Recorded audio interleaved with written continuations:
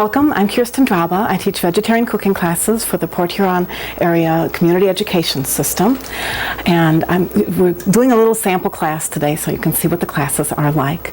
We usually cook 3 things together. I always do a bread. I really believe in real bread. The Middle Eastern people, the Arabic peoples, call bread also by the word esh, which means life.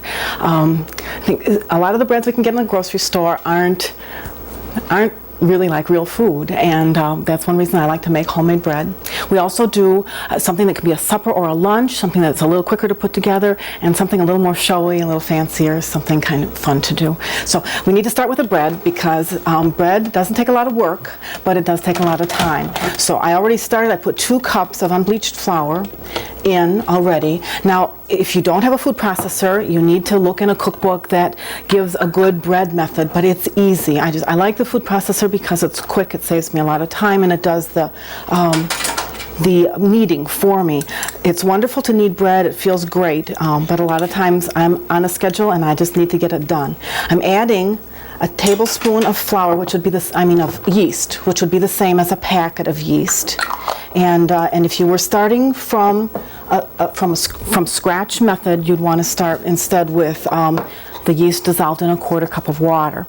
And I'm using soy milk today. This is a new experience for me. I'd never used soy milk before, but it's a wonderful substitute. It looks a little different. It's kind of beige, and I actually even tasted it plain, not in cooking this morning. It tastes a little like the milk after you've had your cereal and you drink what's left. It's not bad, and it's just a different color. If you're expecting white milk, it's different.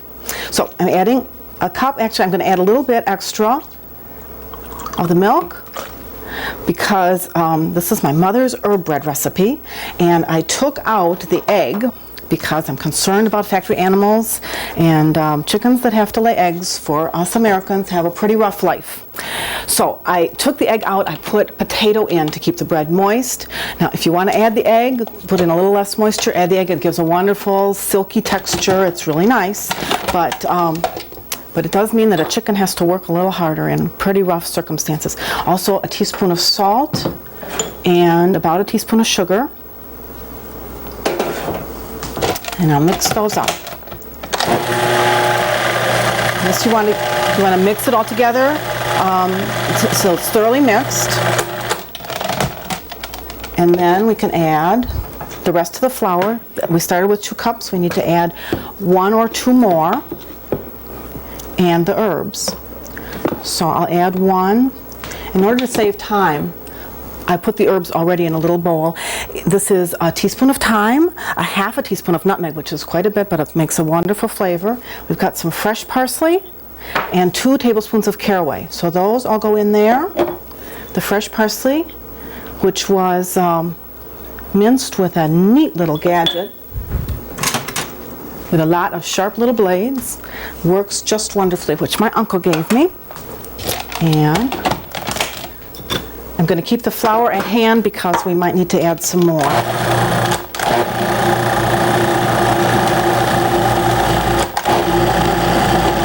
And this is going to gather together into a ball.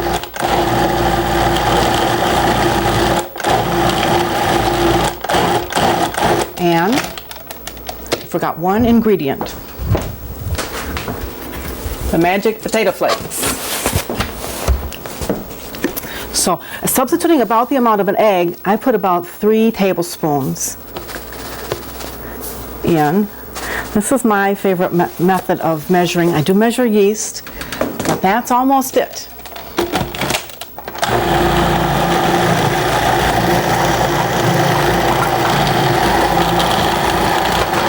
You can see the dough's coming together into a ball and picking up the side pieces there. The food processor uses a plastic blade when you're using it for kneading. But since it isn't picking up all the pieces, I'm going to add a little more flour, maybe a 1/4 cup. It'll come together better.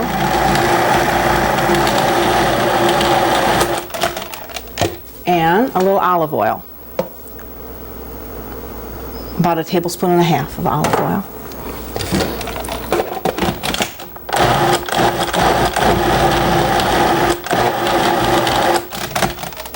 I'm going to give this a little help, kind of knead it together.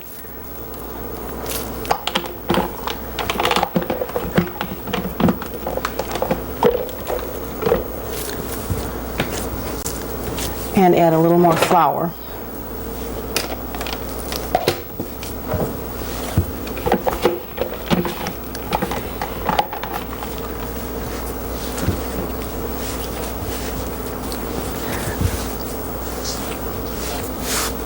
Okay.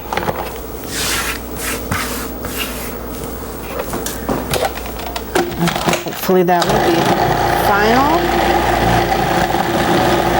Needs to knead for about 45 seconds, and that's the same as if you kneaded it by hand for 8 minutes, 8 to 10 minutes.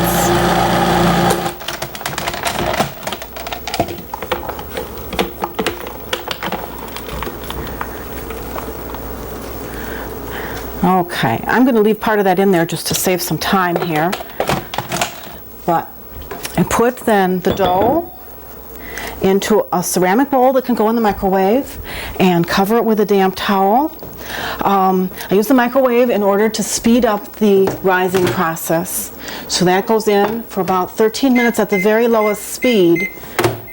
If you don't have a low speed on your food processor, don't try this. Do yourself a favor and let it rise in a warm place without trying to take the shortcut of the microwave method. But we do, the oven is already going, and we have a loaf in the refrigerator, which has been rising. So it's gone through the microwave method of rising, then got shaped with the seam down and put in a pan that was greased with butter. Don't use oil because oil will absorb right into the bread dough. And I'm putting that in the oven at 375 degrees for about 30 to 40 minutes.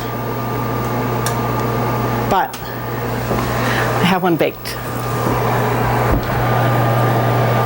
so that we can sample later. So this is how it comes out. It slips out of the pan really easily. Now I did have a little problem with the top. I think I let it get too dry when I was working ahead on it, and so it tipped over, but it still makes a really beautiful loaf. And we'll cut into that later on.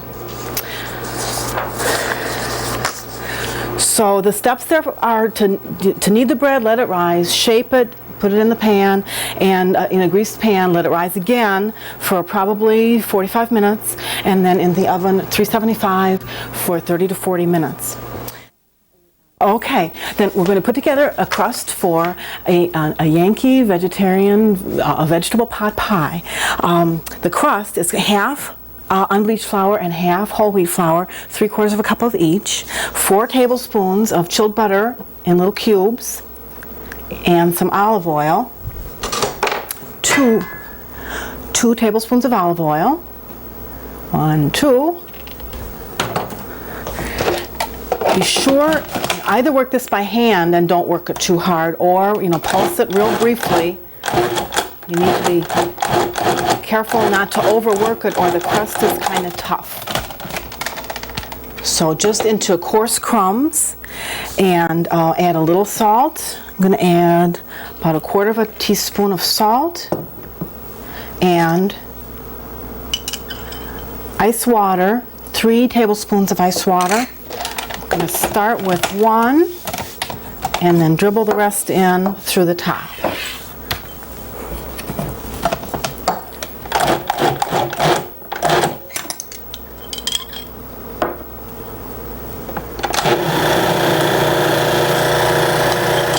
You might need to add a little bit more. It needs to come together into a ball.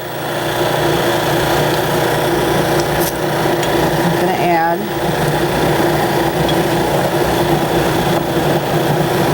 one more tablespoon.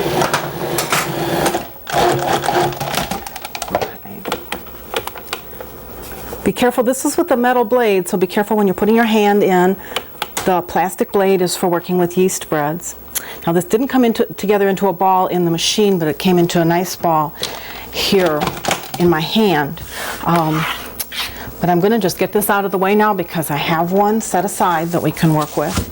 Another thing that I find works really well is to be sure to make extra crust, and then you have plenty to work with.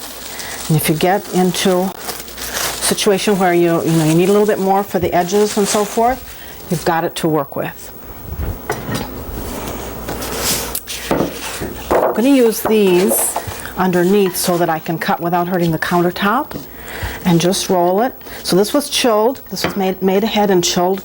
You can chill it for at least 30 minutes to 60, or this I made the other day and have put in the refrigerator. It's still a little stiff. I like working with it when it's room temperature because it's so much easier, but chilled holds together better and makes a better shape.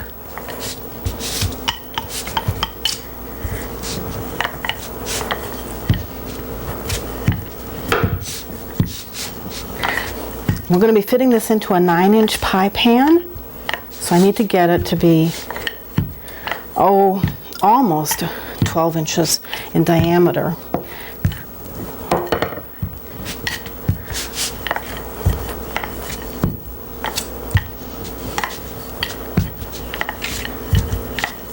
Okay.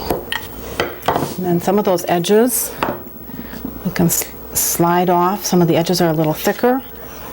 Slide them off there. When I make a larger quantity of pie crust, such as if I had both of the amounts together, then you can just slice that off, put it in a bag, put it in the freezer. It's a little thick there.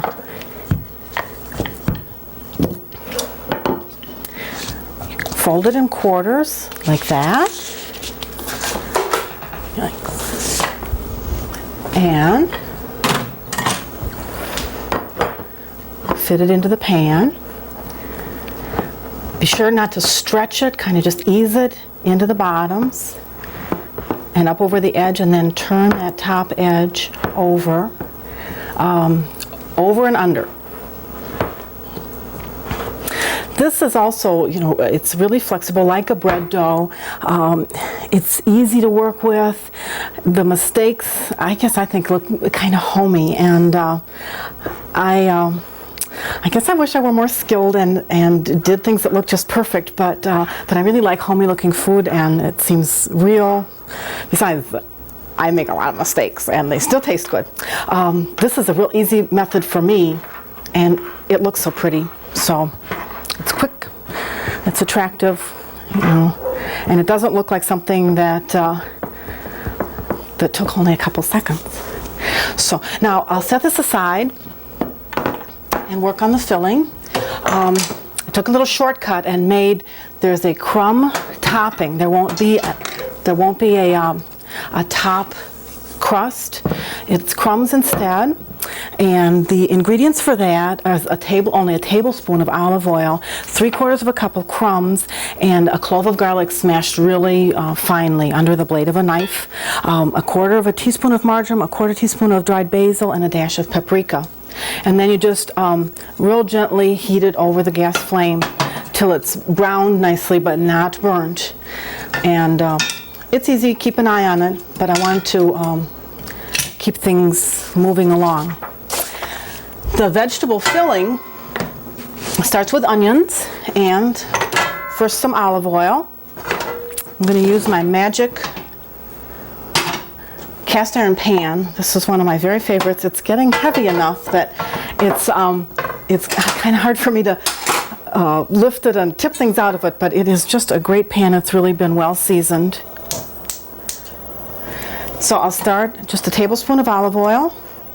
A lot of these recipes I've cut down the amount of oil that's needed. It just, it cooks well, it tastes great. Of course, fats taste wonderful, but if you can get away with cooking with less, then more power to you. And we need the equivalent of an onion, so the rest of this onion will be used for something else.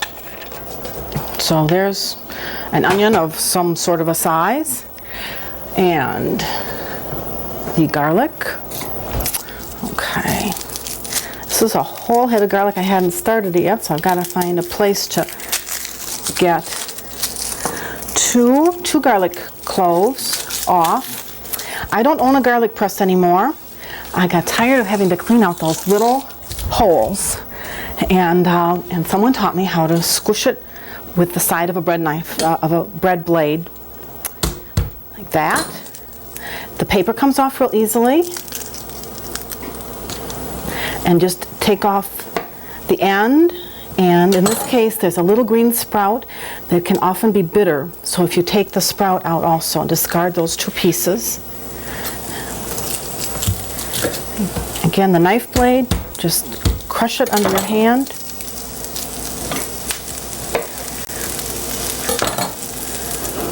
At this time of year, things are starting to think of sprouting. Actually, garlic seems to like to sprout almost any time of the year.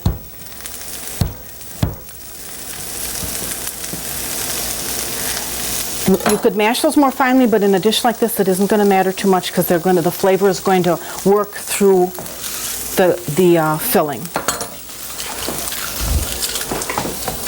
I have a little bowl for compost that I keep in the sink so that all of those vegetable scraps that can't be used in food go into a compost pile instead of into our trash in our landfill and down our disposers. And it's easy to do. It doesn't take a lot of effort. And I think it makes a big difference. Our trash barrel isn't very full. We recycle a lot and compost the extra things. So that's the garlic and the onion. Then I add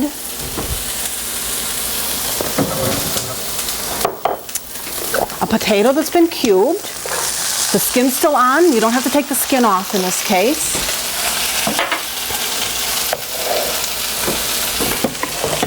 And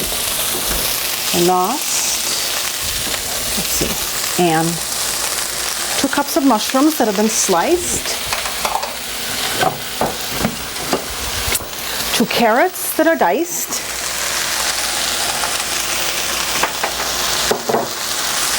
stir those together,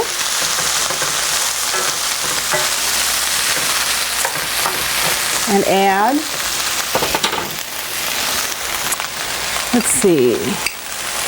a half teaspoon of marjoram, a half teaspoon of basil. There's our bread. And a half teaspoon of paprika.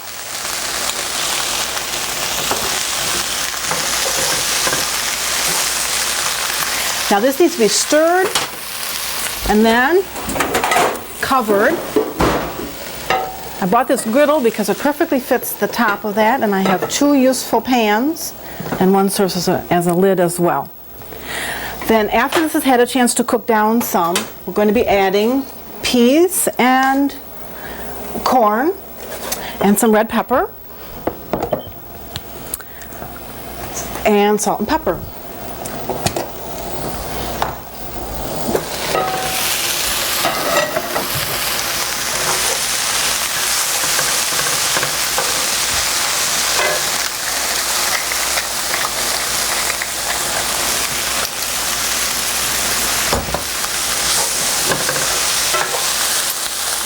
Add the red pepper, and I put the peas and the corn together. The peas are frozen peas. That's a half cup of frozen peas and a half cup of corn.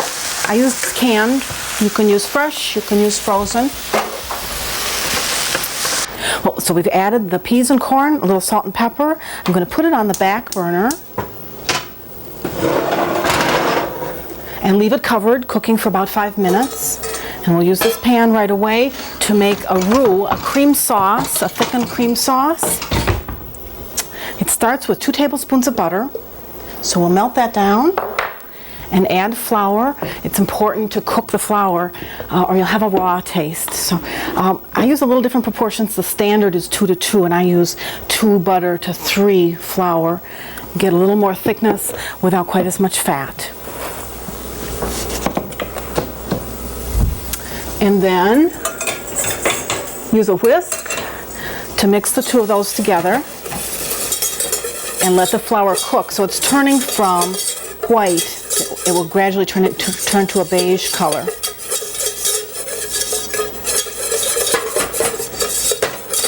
You need to cook that for a couple of minutes.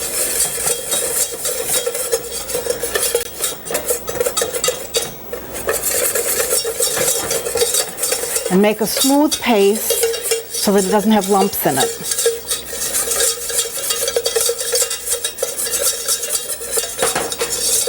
Okay, and to that, add a teaspoon of Dijon mustard. That'll flavor it.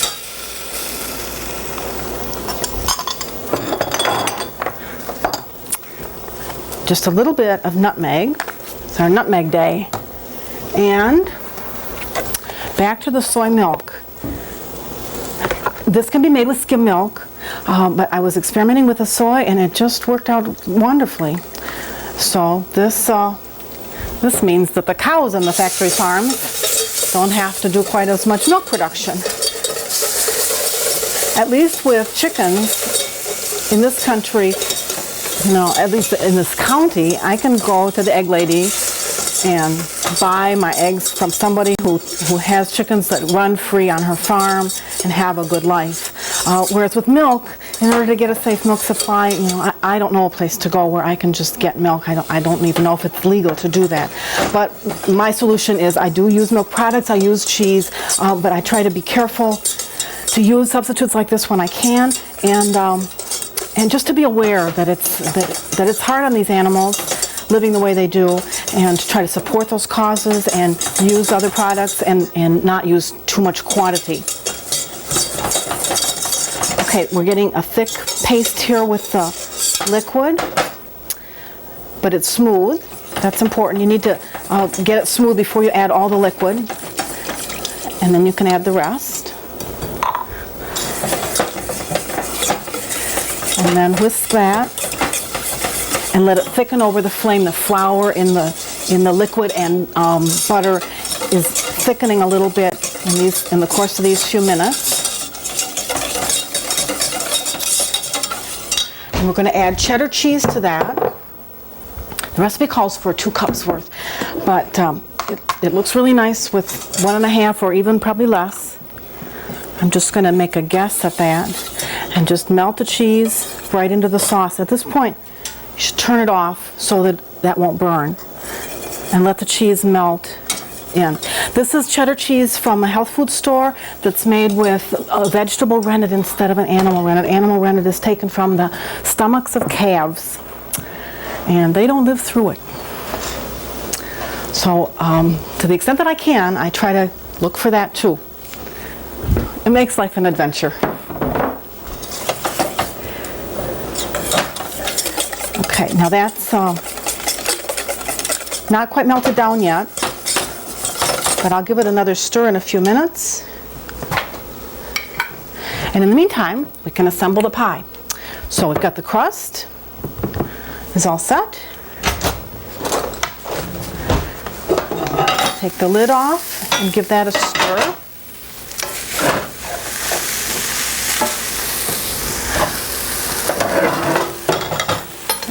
Now comes the power part. This was really a workout holding this wonderful pan. I think I have a little too much filling, but I'm going to just fill the pie. You need to make sure that that the filling is dry. If there is moisture still in it, drain that off or cook it off. Take the cover off and cook it off. Just fill it comfortably, not overflowing.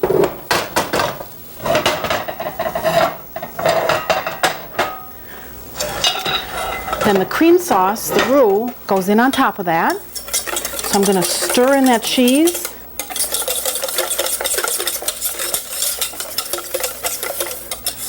And pour it over.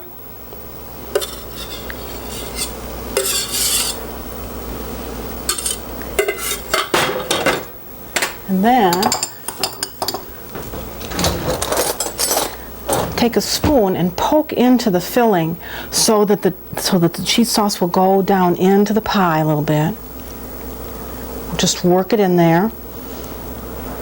And the crumb topping that I made ahead, we'll cover that over.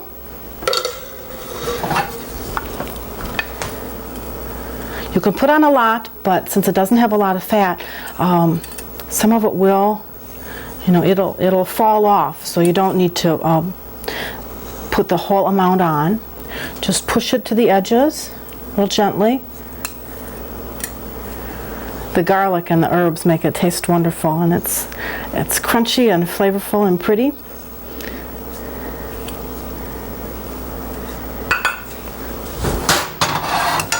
Okay, and that's ready to go in the oven. Again, same oven, 375 for 40 minutes. Or, you know, actually, since most of that stuff is already cooked, you can do that for 20 or 30. There's the loaf that we put together before. Came out really beautifully, and no flipped over top this time. We have one more thing to put together while the pie is baking. I'm just going to quickly assemble a vegetarian chili. What I did to save time was soak the beans overnight, and cook them ahead of time. You can use canned. I've had bad experiences finding additives in the canned beans. Sugar one time made the recipe pretty strange, and beans aren't hard to do. It's kind of like the bread. It takes time, but it doesn't really take a lot of work. It just takes remembering to set them out, to soak, and to cook them at your leisure. It takes 45 minutes or even an hour and a half if the beans are older, but it's worth it. I'm using a couple different kinds of beans. I soaked black beans. You can use just one kind. You can use kidney or pinto, but I'm using 3 different kinds and a rice just to show you can combine all these things. So the black beans, this is the kidney bean, and these are adzuki beans, real small beans, so they cook faster, and they give another texture. So some more chopped onion, and you can add garlic. Another thing that a friend of ours taught us is adding carrots and celery. Gives a nice chunk. I cook these ahead because they cook longer than the other things. So I just gave them a little zap in the microwave just to make sure that they aren't raw when the other ingredients are done. And I'm going to add, you could put these as a topping, but sliced black olives. For vegetarians, you know, a lot of our food is not dark. It can be kind of pale, and you feel like, oh gosh, another pale meal. And black olives are kind of a fun way of getting a different texture and color in the cooking. So just mix those together. Then 4 cups of chopped fresh tomatoes, or in this case canned tomatoes. Rather than chopping them, I just squeeze them in my hand so that they're in pretty big chunks, and it's quicker than chopping stuff up and making a mess all over the counter, then trying to get all that wet stuff back into the pan. Of course, once in a while they squirt, but I'll try to make them squirt in the pan instead of here. And we'll add some seasoning, salt and pepper, chili powder, and cumin.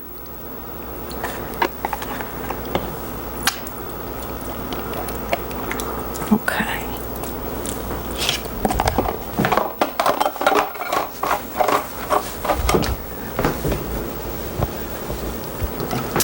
So let's see, a teaspoon of cumin. This is one of my favorites. That's just why it's in such a huge jar. And 4 teaspoons, which is like about a tablespoon and a third. So mix those in. Now, I mentioned the salt and pepper, but I didn't add it yet. So there's some pepper, and maybe a scant teaspoon of salt. The tomatoes are already salted because they were canned, but the other ingredients weren't. And we add green peppers, a lot of vitamin C, and some crunch.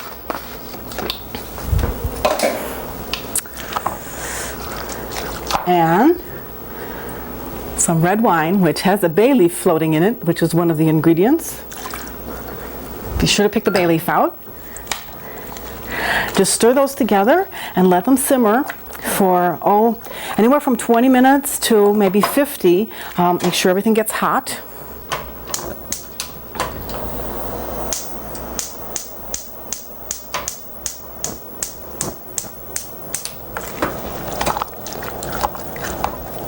Okay. Now, what I forgot to add, this is black japonica rice made by Lundberg Farms. It's real dark and elegant looking, and if you add grains to bean dishes, it increases the protein, the amount of amino acids, and the way they complement one another. So it gives a little different texture, and it also adds to the protein. So you can see our little bay leaf waiting to be hauled back out again, and a really colorful, dark, pretty chili. Okay, well, the cooking is done. So we can get out our pie and some chili. I wanted to show you a method that we learned when we were living in Milwaukee, where Marquette University is located. They call it a marquette. It means chili served on a bed of spaghetti noodles. You could make them whole wheat noodles, but that too, you know, because it's a grain, it increases the protein. It tastes great. You've got that nice mild food underneath a spicy food, and you put a little cheddar cheese on top. You can also put raw onions if you want those.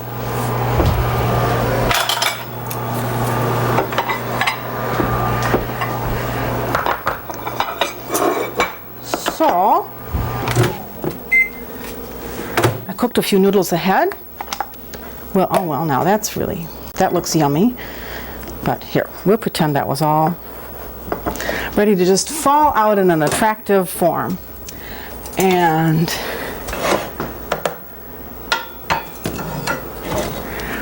serve some of the chili over that.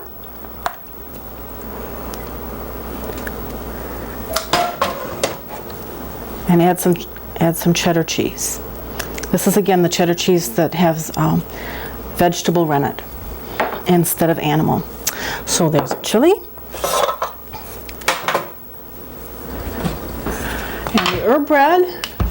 This one doesn't have any whole wheat flour in it. It makes a nice light white loaf with a lot of pretty little herbs. A lot of caraway seed in that. And it makes a nice crackly crust. Picturesque, even if a little odd in shape. And this pie is just extraordinary. I hope this one will cut as well as the other one I did. The flavors are great. It's pretty healthful, not too high fat, just that bit of cheese. I've been a vegetarian for almost 9 years now. I guess you can probably tell from what I said that it's because I'm concerned about animals and I'm concerned about the environment. It's just a personal choice. I enjoy sharing the cooking and the recipes with people. I don't imagine, probably not a single student has converted to vegetarianism. That's not my point. I just want to share that we can eat meatless meals and have a good time doing it, that they can taste wonderful. I just wish that this were taste television so that you could have a chance to sample these things with us and see what you think too. If you're interested in joining us for classes, I hope you'll call the Port Huron Area School District or call me at home. I'm in the book, you know. We'd love to have you join us, and please do call with your suggestions, your questions, and to sign up for classes. Thanks again. Bye-bye.